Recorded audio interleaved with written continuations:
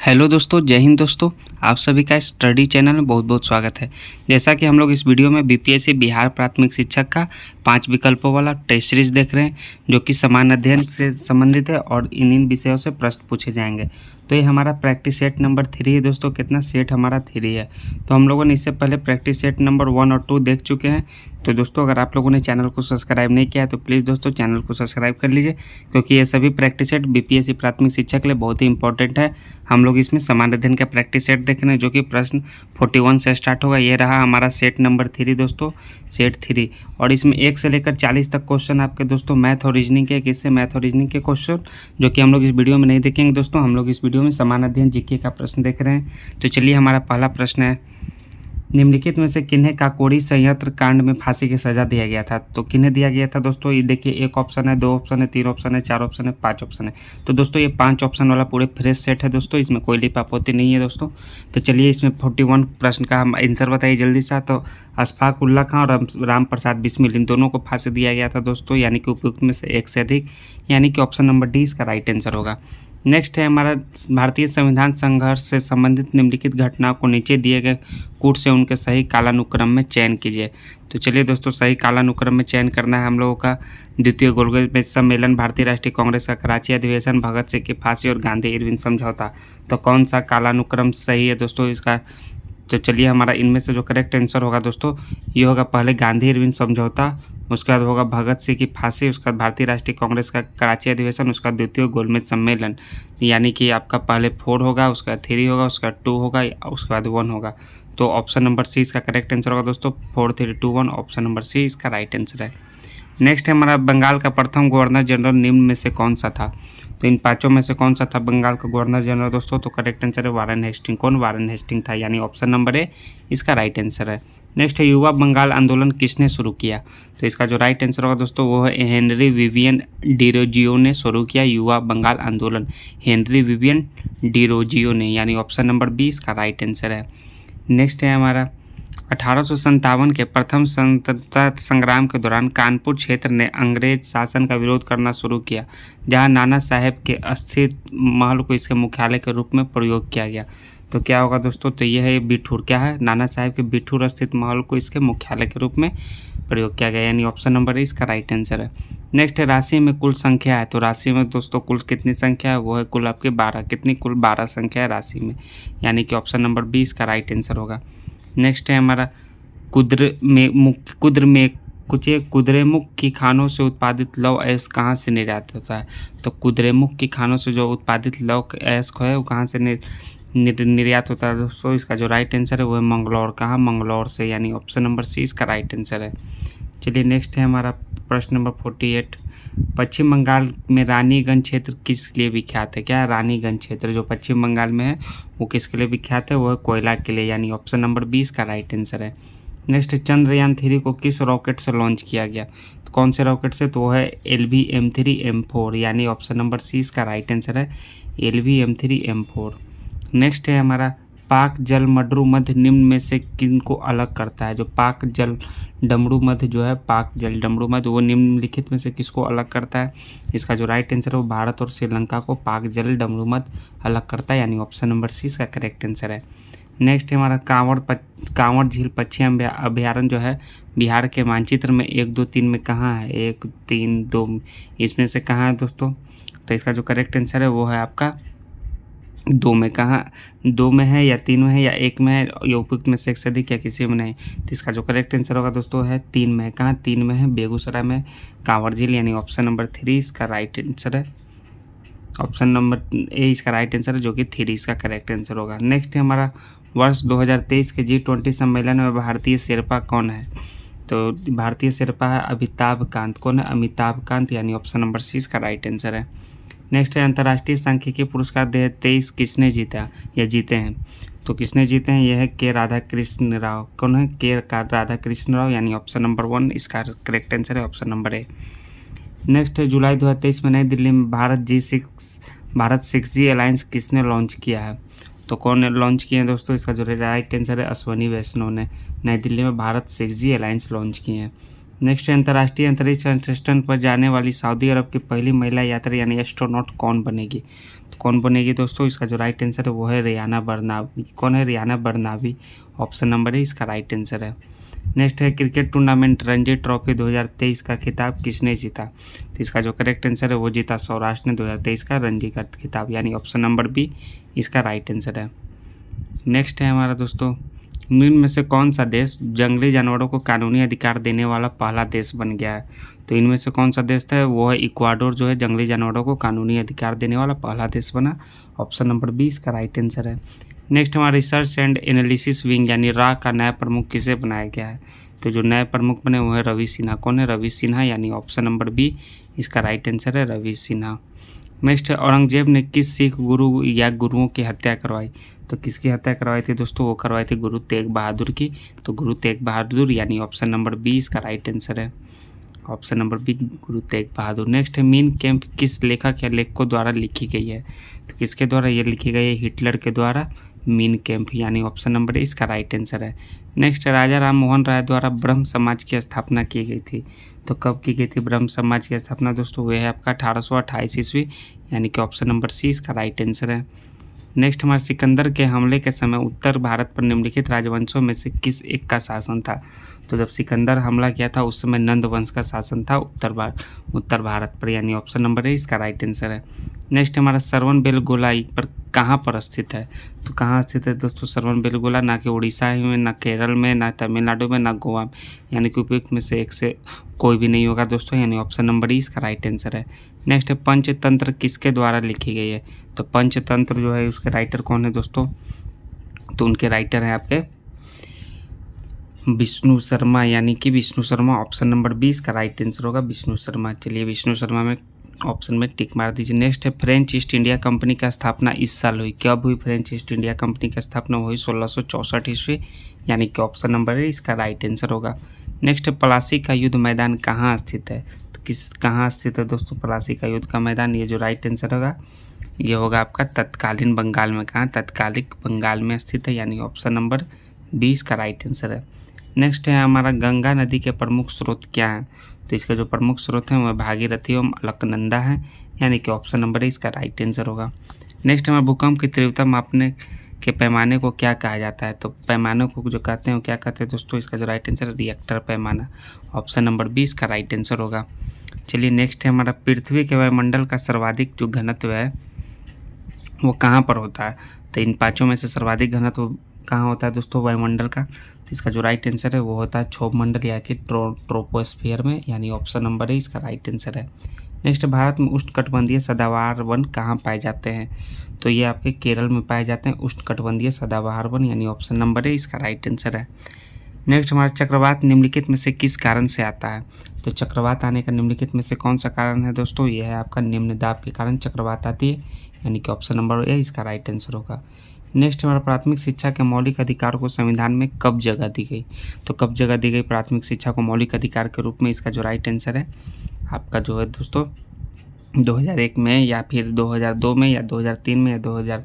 तो कब दी गई दोस्तों जल्दी से बताइए? है आपका 2002 में दी गई, यानी कि ऑप्शन नंबर सी इसका राइट आंसर होगा। प्राथमिक शिक्षा को मौलिक अधिकार को संविधान में जगह दी गई, यानी कि ऑप्शन नंबर सी इसका राइट आंसर। नेक्स्ट केरल में थुम्बा प्रसिद्ध है क्योंकि थुम्बा का प्रसिद्ध होने का कारण क्या है?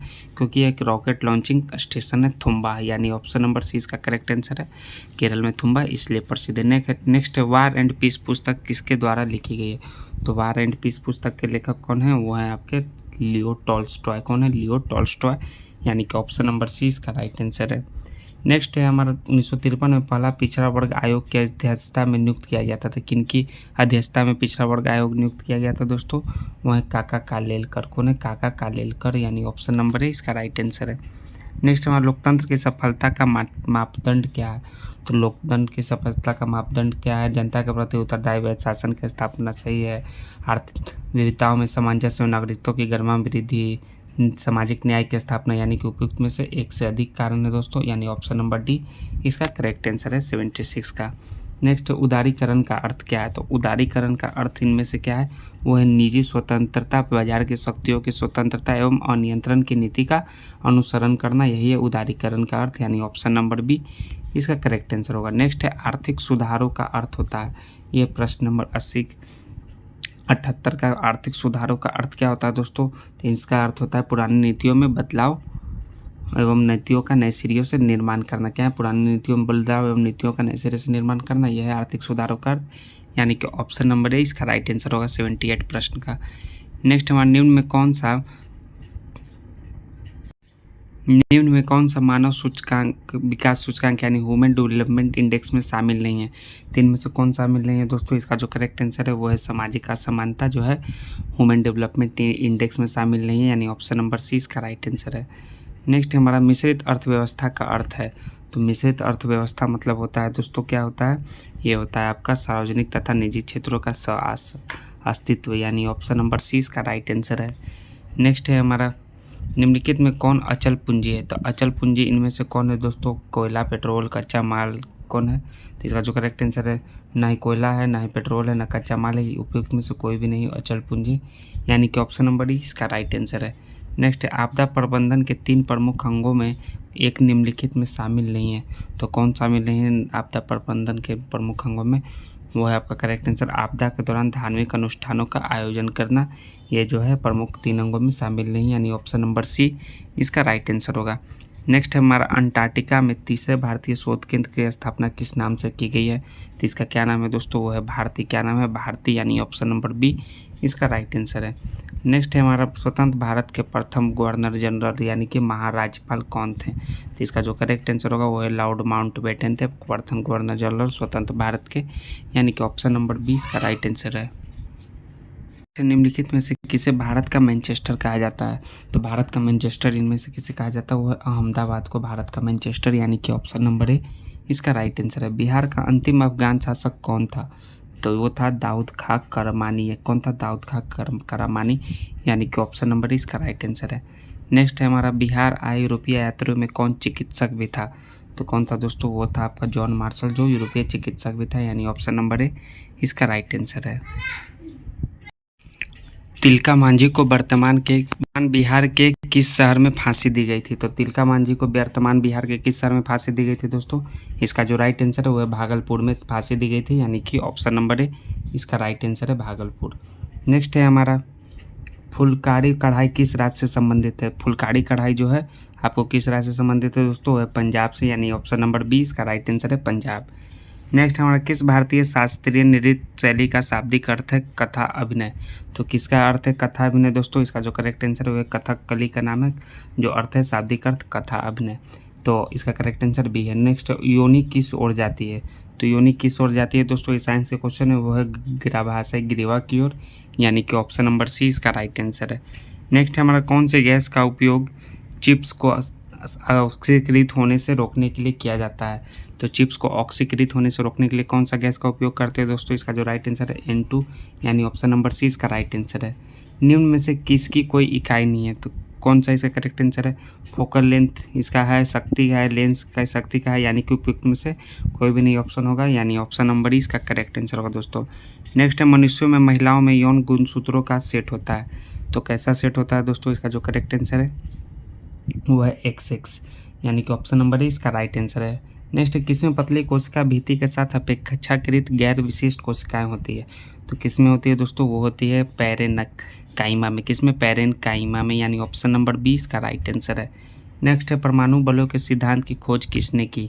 तो परमाणु बलों के सिद्धांत का खोज इनमें से कौन की दोस्तों? इसका जो करेक्ट आंसर है वो है हिडेकी युकावा। कौन है? हिडेकी युकावा, इसका राइट आंसर है B, option number B. Next है वाष्पन के कारण शीतलन की प्रक्रिया तब धीमी होती है तब वायुमंडल का ताप क्या होता है? वो होता है आपका घटता है और वायु के बहने की चाल से कम होती है, यानी कि ऑप्शन नंबर सी इसका 97% का राइट आंसर होगा। नेक्स्ट हमारा किस समूह के पौधों में समांतर शैवाल कहा जाता है? तो किस समूह के पौधों को समांतर शैवाल कहते हैं? इनमें से जो करेक्ट आंसर है वो है आपका थैलोफाइटा, यानी ऑप्शन नंबर 20 का राइट आंसर है। नेक्स्ट है हमारा किस प्रक्रिया द्वारा कोई ठोस गैस में परिवर्तित होती है? तो कौन सा प्रक्रिया कहलाती है? वो कहलाती है न वाष्पीकरण, ना हिमीकरण, ना संघनन, यानी कि उपयुक्त में से कोई भी नहीं। ऑप्शन नंबर ई इसका राइट आंसर होगा। नेक्स्ट, कौन सी तरंगे जो है चमगादड़ों को उनके रास्ते में आने वाली बाधाओं को पता लगाने में मदद करती है? तो है पराश्रव्य तरंगे, यानी ऑप्शन नंबर ए इसका राइट आंसर होगा। नेक्स्ट, हमारे नीचे दिए गए फलों और सब्जियों में से उन्हें चुनिए जिन्हें भीतर बीज होते हैं। तो चलिए, करेला, खीरा, चीकू, भिंडी, प्याज, नाशपाती, आलू, टमाटर, इनमें से चुनना है दोस्तों। तो किसमें बीज होते हैं? करेला, खीरा, चीकू, भिंडी, नाशपाती और टमाटर में होते हैं बीज, यानी कि ऑप्शन नंबर सी इसका राइट आंसर होगा। नेक्स्ट, खारे पानी में पैदा होने वाले पौधे कहलाते हैं। तो कौन से पौधे कहलाते हैं जो खारे पानी में पैदा होते हैं? वो ना ही मैक्रोफाइटा कहलाते हैं, ना जेरोफाइटा, ना हाइड्रोफाइटा, यानी कि उपयुक्त में से कोई नहीं होगा दोस्तों।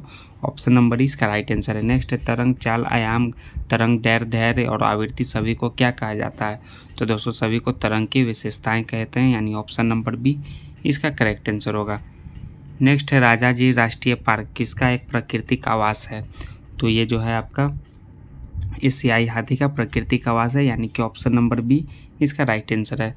नेक्स्ट, किस शैवाल का उपयोग अंतरिक्ष यात्री भोजन के रूप में करते हैं?